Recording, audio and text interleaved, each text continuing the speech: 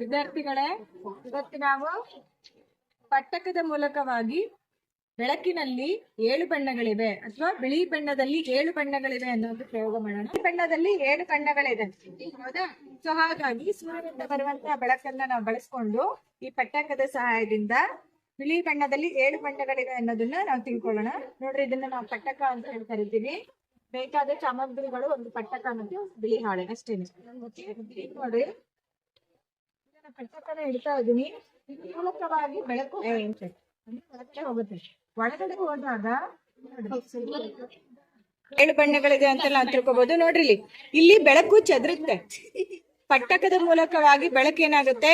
ಚದುರುತ್ತೆ. ಚದುರಿದಾಗ 7 ಬಣ್ಣಗಳು ಬಿಡಿ ಬಿಡಿಯಾಗಿ ಚದುರಿಕೊಳ್ತವೆ. ಸೊ ಹಾಗಾಗಿ ಇಲ್ಲಿ ನೋಡ್ರಿ, ಇದೆ ಅಲ್ವಾ?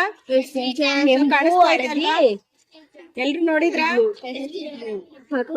ಕಾಣಿಸ್ತಾ ಇದೆ ಎಲ್ಲರಿಗೂ? ಸೊ ಹಾಗಾಗಿ ಈ ಒಂದು ಪ್ರಯೋಗದ ಮೂಲಕ ಬಿಳಿ ಬಣ್ಣದಲ್ಲಿ 7 ಬಣ್ಣಗಳಿವೆ ಎಂಬುದನ್ನ ನಾವೇನ್ ಮಾಡ್ಬೋದು? ತಿಳ್ಕೊಬಹುದು.